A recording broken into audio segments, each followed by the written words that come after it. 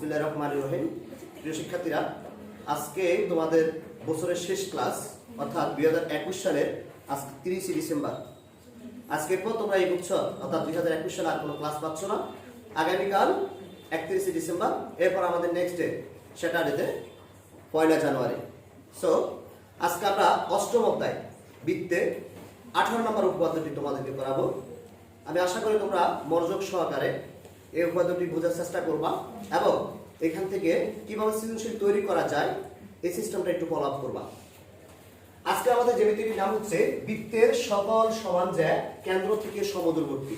অর্থাৎ বৃত্তের মধ্যে যদি দুটি সমান জ্যা নিই, আমাদেরকে দেখাতে হবে যে ওই দুটি সমান জ্যা কেন্দ্র থেকে সমান দূরত্বে অবস্থিত বা দূরত্বটা সমান থাকবে। আমি গত ক্লাসে বা গত যে লেকচারটি তোমাদেরকে দিয়েছিলাম ওইখানকার মধ্যে আমি দেখাইছিলাম তোমাদেরকে কোনটি জ্যা আর কোনটি ব্যাস।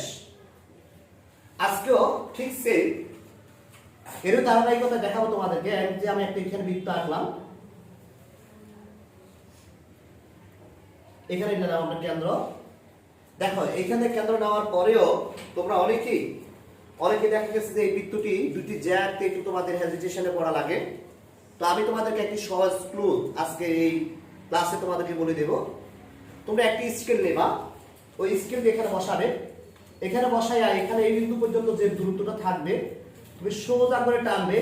যদি দেখো এখান থেকে এখানকার দূরত্ব হচ্ছে 5 সেন্টিমিটার, ঠিক সে বিন্দুটির নিচেও তুমি এখানে দুইটা বিন্দুকে এমন ভাবে অ্যাডজাস্ট করবা যার দূরত্ব ঠিক সেম ভাবে 5 সেন্টিমিটার হয়। আমি আবার বলতেছি, এখানে 5 সেন্টিমিটার না হয়ে 4 সেন্টিমিটার হতে পারে, 3.5 সেন্টিমিটার হতে পারে, কিংবা 4 সেন্টিমিটার হতে পারে। তুমি দেখবে যে বিন্দুটিকে একটু ফাঁকা জায়গা রেখে স্কেলটা বসালে দুইটা বিন্দু, একটা বৃত্তের উপরস্থ দুটি বিন্দুর মধ্যবর্তী স্থানের দূরত্বটি কত? 4 সেন্টিমিটার না 3 সেন্টিমিটার না 2 সেন্টিমিটার, যাই হোক ধরে নিলাম আমরা 5 সেন্টিমিটার এখানে আছে আমাদের এই দূরত্বটা। ঠিক বৃত্তের বিন্দুটির পরে বা অপোজিট সাইডে আমরা সেম ভাবে আরো একটি জ্যা আঁকবো যার দূরত্বটাও কত সেন্টিমিটার হবে? 5 সেন্টিমিটার হতে হবে। তাহলে ওই জ্যা দুটি সমান হবে। এভাবে যদি কোনো একটা স্টুডেন্ট আঁকে তাহলে তার জ্যা আঁকার মধ্যে কোনো রকম ত্রুটি হবে না। তোমরা অনেকে চিত্র আঁকতে গিয়ে একটা জ্যা হয়ে যায় বড় আর একটি জ্যা হয়ে যায় ছোট। চিত্র আঁকার পরে নাম্বার দিতে গেলে দেখা গেছে 0 পাও, লেখাটাও ঠিক মতো প্রমাণ করতে পারো না। তাহলে এই বিষয়টা খুব খেয়াল করবা। আমরা এই জ্যা দুটির নাম দিলাম, কেন্দ্র দিলাম ও, জ্যাগুলোর নাম দিলাম এ বি সি ডি। তাহলে আমরা কি বলবো? এখানে বলবো যে ও কেন্দ্র বিশিষ্ট বৃত্তে, বিশেষ নির্বাচনটা মনে করি ও কেন্দ্র বিশিষ্ট বৃত্তে এ বি ও সি ডি দুটি সমান জ্যা। কারণ প্রশ্নের মধ্যে বলছে যে আমাকে বৃত্তের সকল সমান জ্যা বলছে, জ্যাগুলো সমান বলছে, সেজন্য আমরা এখানে নিব মনে করি ও কেন্দ্র বিশিষ্ট বৃত্তে এ বি এবং সি ডি দুটি সমান জ্যা। প্রমাণ করতে হবে যে প্রশ্নের মধ্যে বলছে যে কেন্দ্র থেকে এই জ্যাগুলা কেন্দ্র থেকে সমদূরবর্তী। তার মানে আমরা লিখব প্রমাণ করতে হবে যে কেন্দ্র ও থেকে এবি ও সিডি জ্যা দ্বয়ের দূরত্ব সমান। শুধু এটুকু লিখবো আমরা। অঙ্কনের বিবরণ তোমরা যেভাবে করবে, কেন্দ্র ও থেকে এবি ও সিডি জ্যা দ্বয়ের উপর যথাক্রমে এই পুরো রেখাটা যদি 5 সেন্টিমিটার নাও, তার অর্ধেক কত? 2.5। স্কেলটি বসাইয়া 2.5 যেখানে এখানে একটা বিন্দু চিহ্ন দিবা। স্কেলটি বসিয়ে উপরে 2.5 সেন্টিমিটার যেখানে এখানে একটা বিন্দু চিহ্ন দিবা। তারপর কেন্দ্র ও থেকে ওই জায়গা বরাবর একটা লম্বা আনবে, এখানে একটা লম্বা আনলাম। তাহলে আমরা এই লম্বা রেখার নাম দেবো কিভাবে? একটা রেখার নাম দেবো ই আর একটা নাম দেবো কি? এফ। তাহলে অঙ্কনের বিবরণ আমরা বলবো কেন্দ্র ও থেকে এবি ও সিডি জ্যা দ্বয়ের উপর যথাক্রমে ও ই এবং ও এফ লম্বা কি? ওর সাথে কার সাথে যোগ হবে? এ।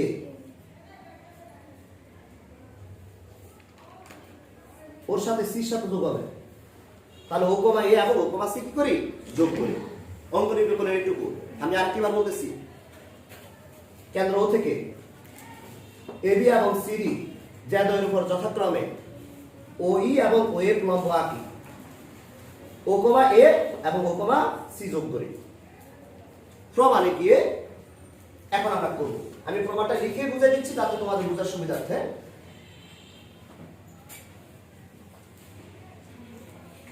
প্রমাণ নাম্বার 1, শিক্ষার্থীরা একটু খেয়াল করবা। দেখো ওইটা কার উপর লম্ব?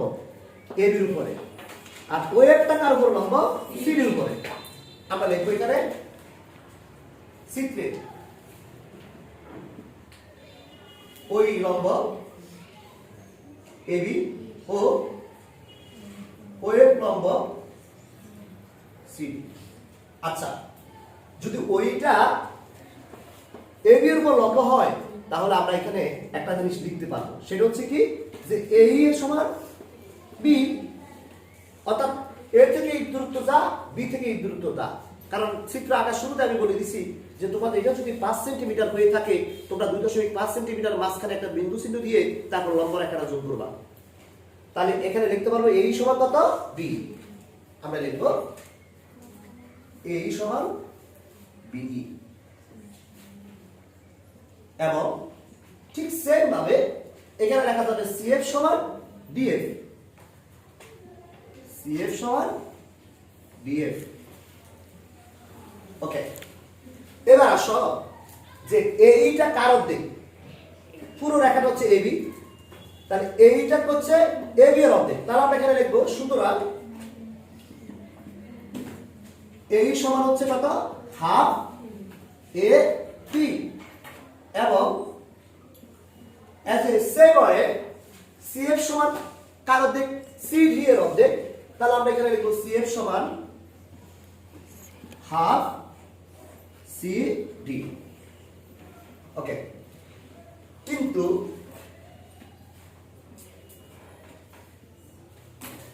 আমরা শুরুতেই বলছিলাম এখানে দুইটি জ্যা কিন্তু সমান। সেই দুটি জ্যা কি? একটা জ্যা হচ্ছে AB আর কি জ্যা হচ্ছে কত? CD।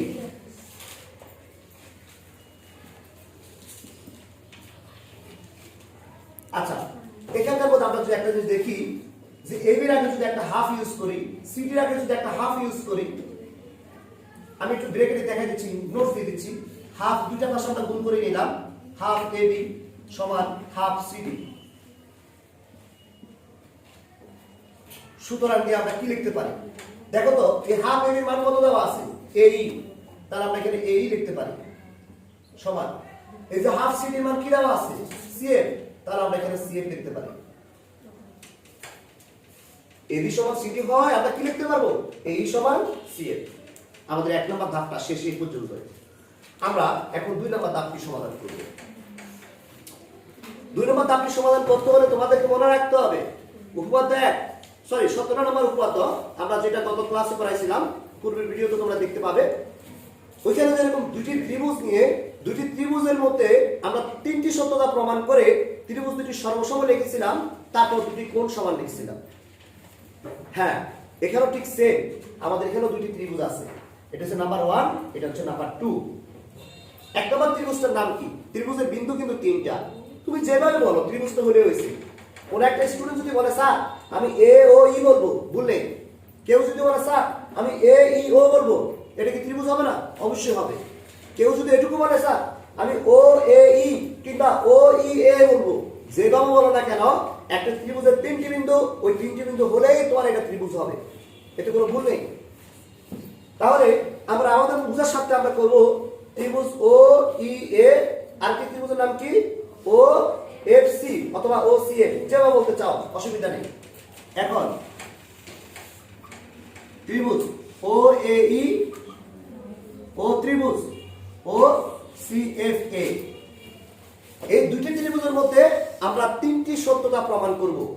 যে দুইটা ত্রিভুজের মধ্যে 3টি অংশ যে সেম আছে, একই রকম আছে, আমরা এই জিনিসটা প্রমাণ করতে পারলেই আমরা বুঝাতে পারবো যে ত্রিভুজ দুটি কি হবে? সর্বসম হবে। শিক্ষার্থীরা লক্ষ্য করলে তোমরা বুঝতে পারবে যে 1 নম্বর ত্রিভুজের জন্য যদি ও এ হয়, 2 নম্বর ত্রিভুজের জন্য সেটা হবে কত? ও সি। 1 নম্বর ত্রিভুজের জন্য ও এ হলে 2 নম্বর ত্রিভুজের জন্য হবে ও সি। আমি দাগ দিয়ে দিচ্ছি, একটু এখানকার একটা দাগ দিয়ে দিচ্ছি, এখানে একটা দাগ দিয়ে দিচ্ছি।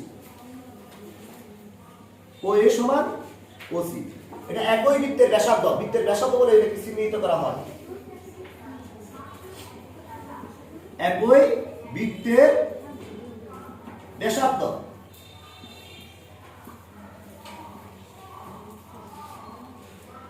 নেক্সট খেয়াল করেন, আমরা 1 নম্বরে প্রমাণ করেছিলাম এই সমান সিএফ। 1 নম্বর ত্রিভুজের জন্য যদি এই হয়, 2 নম্বর ত্রিভুজের জন্য সেটা হচ্ছে সিএফ। এটা আমরা 1 নম্বর ধাপ 1 থেকে এটা প্রমাণ করছিলাম। তাহলে আমরা এখানে লিখে দেব এই সমান সিএফ, পাশে ব্র্যাকেটে লিখে দেব ধাপ 1। ধাপ 1। শিক্ষার্থীরা, তোমাদের পাঠ্য বইতে আরেকটি তথ্য এখানে দেয়নি। দেয়নি কি জন্য? কারণ ওরা তো বলেই দিছে অঙ্কের মধ্যে যে ওইটা হচ্ছে এবি এর উপর লম্ব। প্রমাণের শুরুতে লিখছে লম্ব কখন হয়? যখন সেখানে সমকোণ উৎপন্ন হয়। তো এবি রেখার মধ্যে যদি ওই লম্ব হয়, সিডি রেখার মধ্যে ওই এক লম্ব আছে না? তাহলে এই জায়গাতে কি উৎপন্ন হয়েছে? সমকোণ। এখানে কি উৎপন্ন হয়েছে? সমকোণ। তাহলে 1 নম্বর ত্রিভুজের জন্য যে এই কোণ যা, 2 নম্বর ত্রিভুজের জন্য কি এফ কোণ, তাই না? হ্যাঁ, আমরা এটাই লিখব। কোণ ও ই এ সমান কোণ O C F, sorry OFC, OFC হবে এখানে, সরি ওএফসি। অর্থাৎ ই কোণ আর এফ কোণ দুটি কি হবে? সেম, অর্থাৎ একই রকম হবে, সমকোণ হবে, 90 ডিগ্রি কোণ। তাহলে আমাদের এখানে 3টি সত্যতা প্রমাণিত হয়েছে। আমরা এবার লিখতে পারবো কি ত্রিভুজ দুটি হবে কি সর্বসম। তাহলে সুতরাং ত্রিভুজ ও এ ই সর্বসম ত্রিভুজ ও সি এফ। তাহলে একটু চিত্রের দিকে তাকাও। ত্রিভুজ দুইটা যদি সর্বসম হয় তাহলে ত্রিভুজের বাকি অংশগুলো সমান হবে। বাকি অংশের মধ্যে দেখো আমরা যেটা সমান সমান দিয়ে লিখছি সেগুলোর উপর ডাবল করে দাগ দিয়েছি, কিন্তু একটি রেখার উপর ডাবল দাগ নাই। সেই রেখাটা কোনটা? একটা হচ্ছে ওই আর একটা হচ্ছে ওয়ে। তাহলে 1 নম্বর ত্রিভুজের জন্য যদি ওই হয়, 2 নম্বর ত্রিভুজের জন্য সেটা হবে কত? ওয়ে। তাহলে আমরা এখানে লিখব কি? সুতরাং ওই সমান হবে ও এ। শিক্ষার্থীরা, এই ওই এবং ওয়েটা কি নির্দেশ করে? ওই এবং ওয়েট নির্দেশ করে কেন্দ্র থেকে জ্যাদয়ের দূরত্ব, জ্যা এবি এবং সিডি, এই দুটি জ্যাদয়ের দূরত্ব নির্দেশ করে। যেহেতু ওই সমান ওয়েট দুটাই সমান, সুতরাং কেন্দ্র থেকে জ্যাদয়ের দূরত্ব কি হবে? সমান হবে। তাহলে আমরা যে জ্যামিতিটি করাইছি, এই জ্যামিতির মাধ্যমে তোমাদের সৃজনশীল প্রশ্নটি কিভাবে আসতে পারে। হ্যাঁ, আমি যদি এই তথ্যের আলোকে তোমাদেরকে একটি সৃজনশীল প্রশ্নের কথা তোমাদেরকে বলি, তাহলে আমি একটু তোমাদেরকে দেখাচ্ছি, তোমরা একটু লক্ষ্য করো। এই পুরো জ্যামিতিটা ভালো করে দেখার পরে তোমরা নিজেরা বলার চেষ্টা করবে। আমি তোমাদের থেকে যে কোনো একজন থেকে এই উত্তরটি নেওয়ার চেষ্টা করব। আমি সৃজনশীল প্রশ্ন কিভাবে হবে এই জ্যামিতি থেকে একটু একটু দেখাই দিচ্ছি। তোমাদের সৃজনশীল প্রশ্ন হবে ও কেন্দ্র বিশিষ্ট বৃত্তে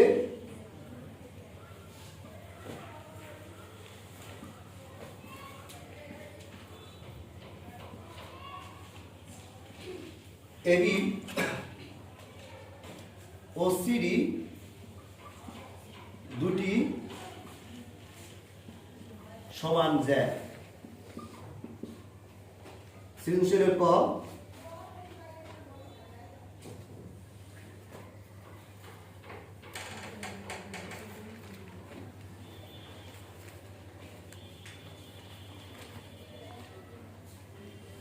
এবং দিয়ে দিবি এবং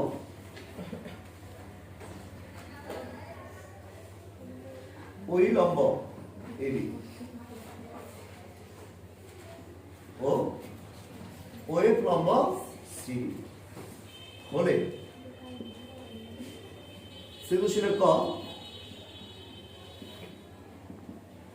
উপরের তথ্যের আলোকে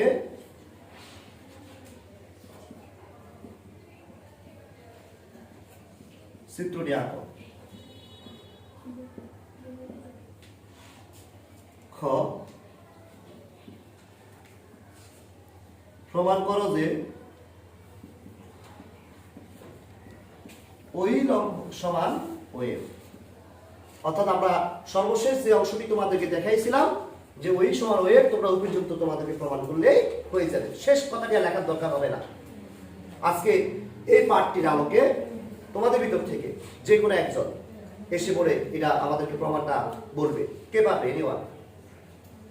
শুধু বলে গেলে হবে, তোমাদেরকে লেখার দরকার হবে না। চিত্র দেখে দেখে যে প্রমাণটি আজকে আমরা করাইছিলাম এই প্রমাণটি একটু বলবেন।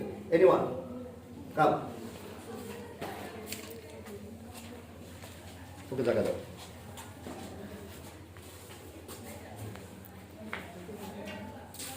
প্রশ্ন থাকুক, বসো তুমি। উপাদ্য 18 সাধারণ নির্বাচন। বৃত্তের সকল সমান যা কেন্দ্র থেকে সমদূরবর্তী। বিশেষ নির্বাচন। ও কেন্দ্র বিশিষ্ট এ বি সি ডি একটি বৃত্ত যার এ বি ও সি ডি যায়। প্রমাণ করতে হবে যে এ বি ও সি ডি কেন্দ্র থেকে সমদূরবর্তী। অঙ্কন। এ বি ও সি ডি জ্যাদয়ের ওপর যথাক্রমে ও ই ও ও এফ লম্ব আঁকি। ও কমা এ ও ও কমা সি যোগ করি। প্রমাণ। 1 ও ই লম্ব এ বি ও এফ এবং ও এফ লম্ব সি ডি। এ ই সমান বি ই, সি এফ সমান ডি এফ। সুতরাং এ ই সমান half A B, C F সমান হাফ সি ডি। যেহেতু এ বি ও সি ডি জ্যাদয় সমান সেহেতু এ ই সমান সি এফ। ধাপ 2 ত্রিভুজ ও ই এ ও ত্রিভুজ ও এফ সি এ ও এ সমান ও সি। বৃত্তের একই ব্যাস। এ ই সমান সি এফ। কোণ ও ই এ সমান কোণ ও এফ সি। সুতরাং ত্রিভুজ ও ই এ সর্বসম ত্রিভুজ ও এফ সি। যেহেতু ও ই ও এফ কেন্দ্র থেকে এ বি ও সি ডি এর দূরত্ব নির্দেশ করে সেহেতু এ বি ও সি ডি জ্যাদয় কেন্দ্র থেকে সমদূরবর্তী। প্রমাণিত। Thank you. সবাইকে ওর জন্য একটা হাততালি দিতে পারবো না?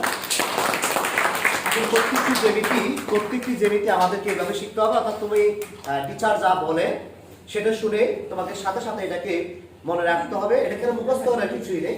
উপপাদ্যগুলো সাধারণত এভাবে শেখা হয় যাতে করে একটা স্টুডেন্ট সে নিজের মতো করে শিখতে পারে, ফিগার চেঞ্জ করে দিলেও নিজের মতো করে তৈরি করতে পারে এবং ওই জ্যামিতিটা লিখতে পারবে যদি সে বুঝে।